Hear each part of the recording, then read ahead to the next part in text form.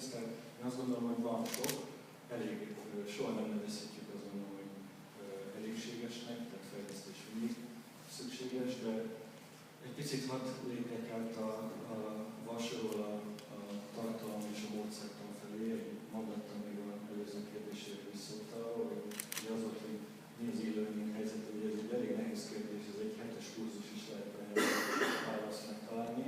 Én azt gondolom, hogy először azt kéne, hogy mit is értünk e-learning alatt.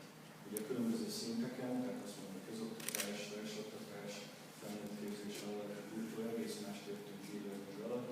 Ugye az alsó iskola szinteken inkább a kompetenciafejlesztésnek egy része,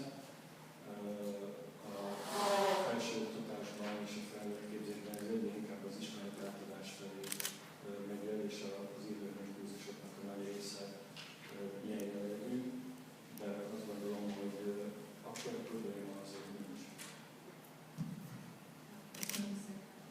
És akkor Ágnes tőled kérdezném még, hogy mint munkáltató vagy HRS, nálatok ezt hogyan jelenik meg? Szoktatok ilyennel találkozni, önéletrajzokban, motivációs levelekben? Nálunk.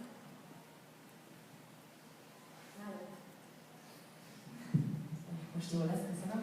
Tehát nálunk egy picit én más szemszögből nézném ezt, hiszen nálunk inkább belső kultúra, vállalati kultúra az, ahol az e-learning jelentős. Egy picit talán speciális helyzetben vagyunk, hiszen a Magyar Telekom egy infokommunikációs vállalat, Magyarország infokommunikációs, vezető infokommunikációs vállalat. Nálunk az online kultúra az nélkülözhetetlen abszolút minden munkatárs életében. Annál is inkább, hiszen több mint 9000 ember dolgozik a Magyar Telekom csoportban, és ők folyamatosan képzésükben részesülnek. Természetesen különböző elsősorban például földrajzi indokok miatt ezeket nem tudjuk mindig olyan formában megvalósítani, hogy személyesen találkoznak a trénerek a kollégákkal, hiszen ugye az egész országban mindenhol vannak munkatársaink, és emiatt kiemelt fontosságú az e-learning.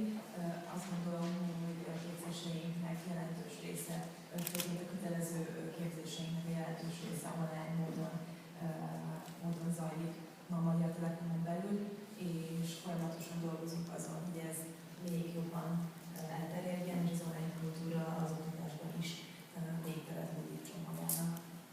Úgyhogy őszintén szólva azért azt látjuk, hogy a CV-kben még ez nem túlnyomó többség, tehát egy